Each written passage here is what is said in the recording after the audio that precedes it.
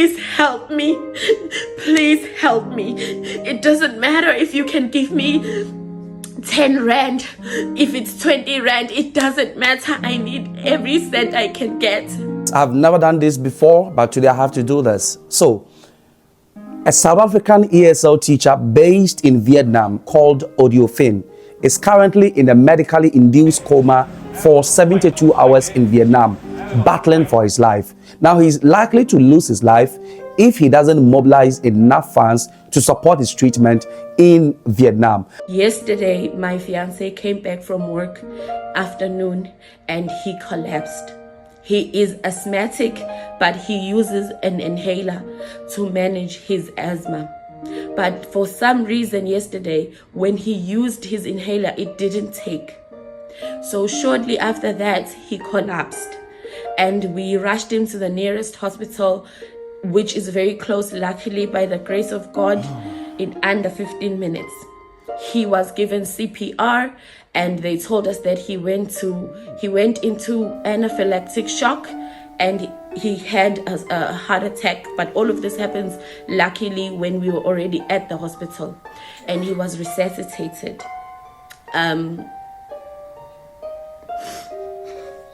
At the hospital where we first got him, which was a cheaper hospital, in Vietnam, all hospitals you pay money, but this one was a bit cheaper.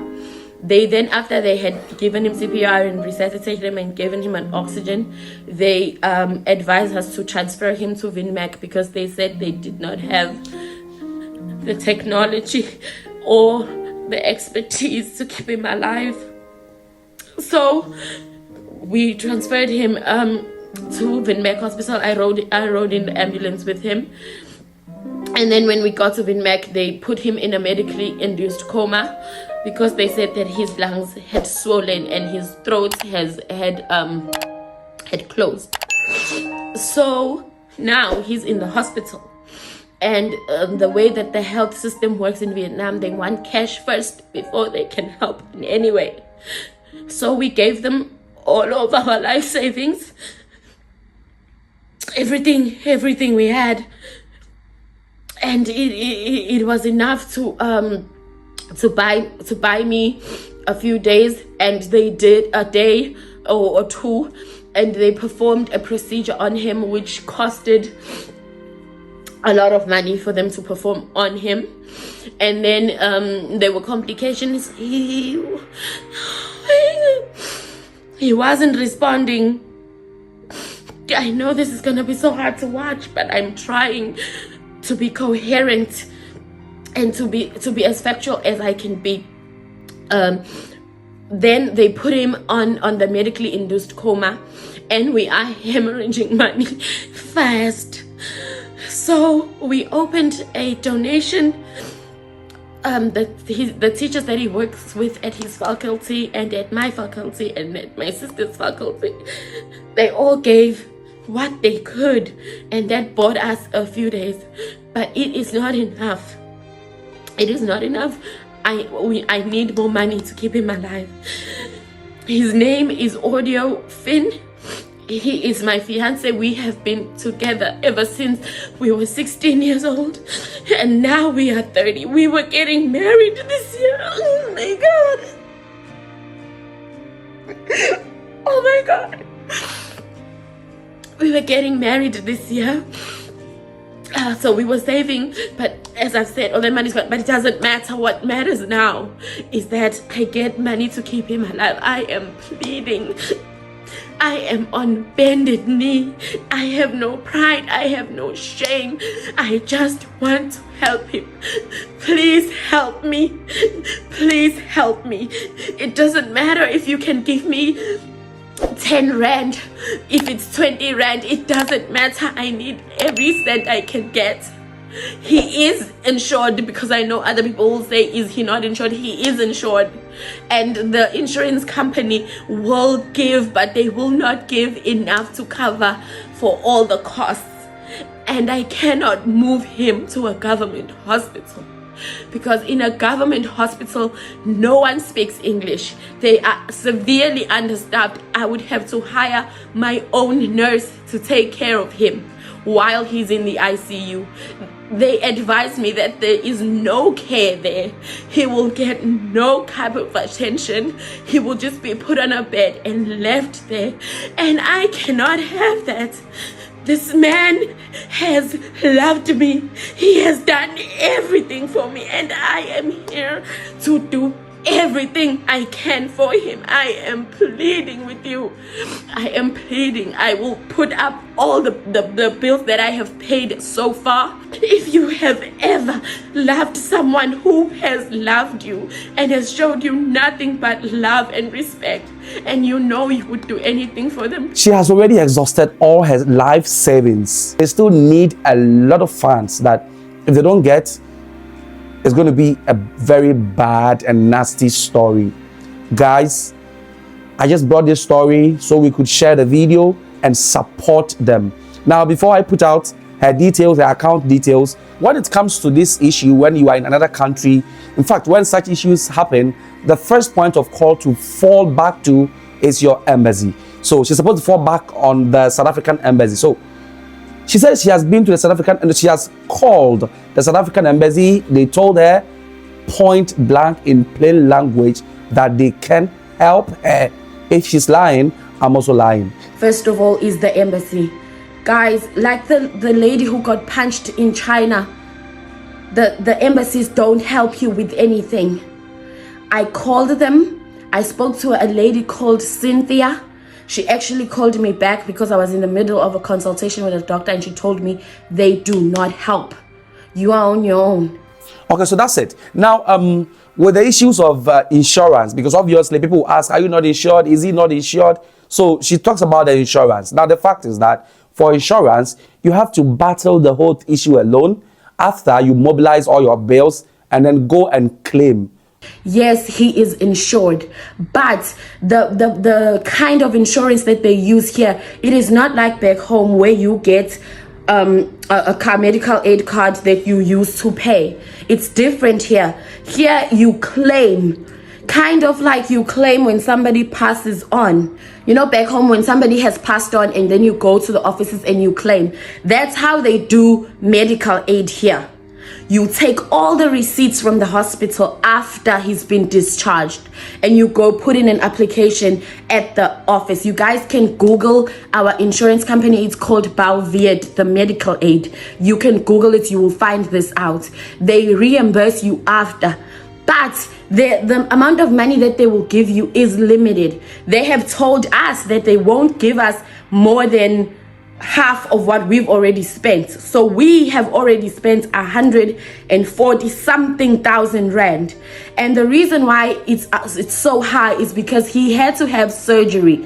I forgot the medical term. I will find it tomorrow. I'll make another video. Well, today, since it's 5 a.m. I haven't slept, so I'm getting kind of messed up on what day it is. I've been up since Monday.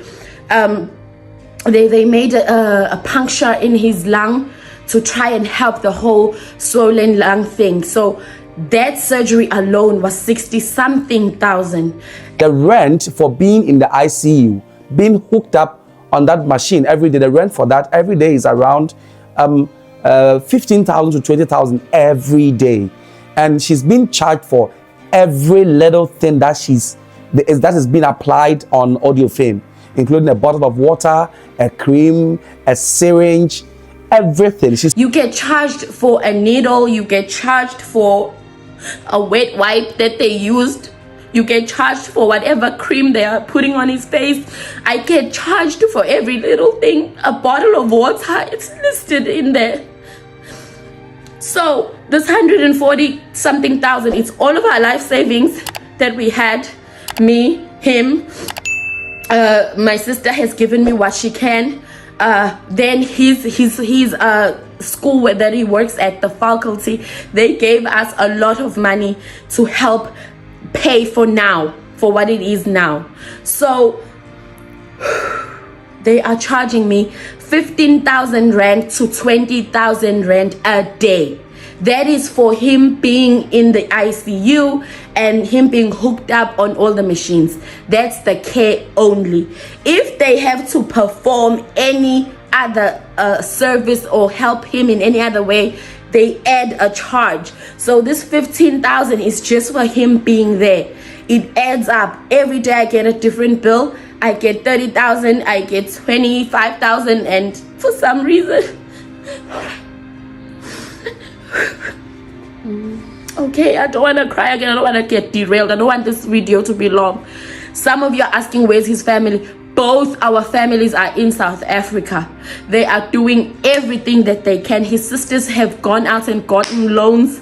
My parents have gone out and gotten loans. Abantu, they are calling Omashonisa. We're doing everything we can. And it just came to a point where I was like, you cannot let them switch off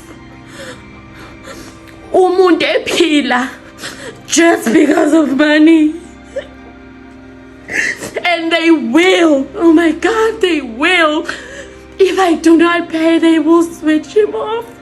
So this is why I'm like, I don't care if it's embarrassing, if it's cringe. We're talking about a life here, and I will do anything. That's why I'm begging, I'm pleading, please just keep sharing the videos so that people with the means can see them. And you guys, your prayers, I can feel them. They're keeping me strong. I don't know, I don't eat, I don't sleep, but I'm still standing. So I attribute that to you guys praying for me. It's important and I appreciate it. Please keep sharing these videos. Please keep sharing. I will take every picture and I will show you how they are charging me. They don't care. To them, healthcare is a business. They don't care. So she lays out the list of things that she's supposed to pay, and then the huge of medical bills that she has already paid, accumulated, and still yet to pay. Okay, everyone, so this is half of the papers. Now the other papers, I have them on top of the table. There they are. These are receipts. Now if I zoom in, you can see the price. That's sorry, there you can see the price. This is 150k. This is all in Vietnam dong. So their currency is measured in like millions, but it's not as complicated as it seems. So there you go. This is prices for everything that they did, the type of medication that they gave him, and this is the price with the total at the bottom. Now every page has a this one was 3 million. Every page has a sum on it. This one was 3 million again. 800,000. That's like 800 rand. Think of it like that. It's like 800 rand. So the 2.7 million is like 3,000 rand. Think of it like that to make it easier for the South African brain to pick it up. These aren't all of them. They are on the floor. And again, each one, as you can see, the red stamp, that's to say I paid. Again, every sum of everything here, and then they total it at the end. It's a different paper, different medication. Again, different paper, different medication, different paper, different medication. Put them down. Now we have another stack. More. These they're all paid. As you can see, there's the stamp saying paid. Now these folders, as you can see, it's page 1, and if you notice, it's all the sum of everything that they did and gave. Right, there's a total at the bottom, 1.8. So that's 1,000 something. Here's one. This is the big sum that they took from this one, which was 29 million VND. That's like what? That's 20. Wait, maybe that's like 27,000 for this one. Everything that's listed in this one. For some weird reason, they stapled this one. Then there's another one. This one is 37 million 800 and something. So it's paid. You can just think. If they're saying 37 million, think 37,000. I mean, it's not the same, but it's the closest for you to understand. As you can see, 2,900, which is 2,900,000, 4,200,000. So think 4,000 rand, 2,000 rand, 400 rand, 1,000 rand. Think of it like that. And then there's another one here, 20 million. Think of it as 20,000. If just because we're rounding off, it's about that time. See, paid. You can Google to get the exact sum. So we're looking at this flow. We're looking at 140,000 rand, rounds about. Again, rows of money. No, I am stepping on them. There's no way to do it. Again, rows of money right there. Rows of money right there. Rows of money right there. These are all official hospital documents. Bills, and they've been paid because they don't do any work until you pay. Again, rows of money. Think of it as 4,000, 1,800. Think of it like that. 2,000, 500, 300, and they list every little thing that it is that they did. Not all of it is medication. Some of it is just hardware. Like I said, a needle, a teaspoon, they do charge. Again, rows of money. This is a document of like, 8 pages. This is a document of like 4 pages. All those pages are rows of money. And like I showed you, this one is 20 million, the biggest one. Not the biggest one, it's one of the big ones because there's another one for 37 million. There's another one for, see, rows there, 11 million. Think of it as 11,000 rounds about. Here's another one. As you can see, rows of money. I'm sorry, I'm getting winded. And this is just for the Monday, Tuesday. I'm still going to get more paperwork today because I'm going to be paying again today. I must leave another 25,000 to 30,000 there. You could see my dilemma. Anyone could lose their minds. Anyone could lose their minds. You can Google Vietnam dong to rands and you will see that if we are, we're saying round off. So there are these short ones, stacks of money, and then we have the big ones that are folders that have a folder has like 5, 6, 7 pages, and it's just rows of money, and they're all paid. I need help. I'm gonna try and go sleep now. This is his name. He's born in 93. He was gonna be turning 31 this year. I need your help, guys. I need your help.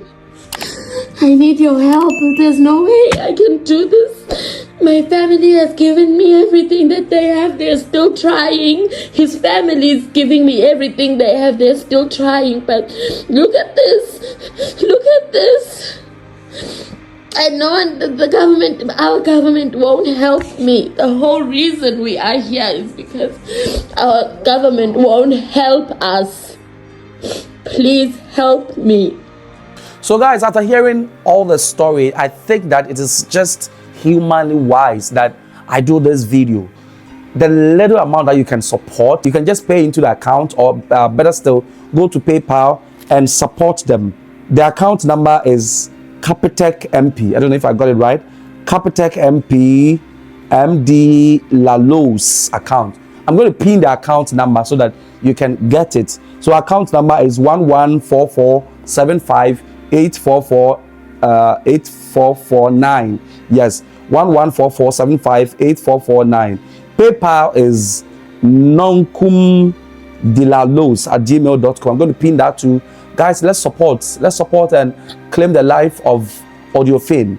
Let's support. Already the institution he worked had supported. It's given enough money They've given a lot of money, which already has been exhausted, plus their life savings, plus donations. I've heard that the South African group have also contributed a little, but they still need more for Audio Fynn to survive. Guys, let's save the life of Audio Fynn. Let's save the life of Audio Fynn. Any little money is welcomed, whether in Vietnam dollars, in South African Rand dollars, any amount.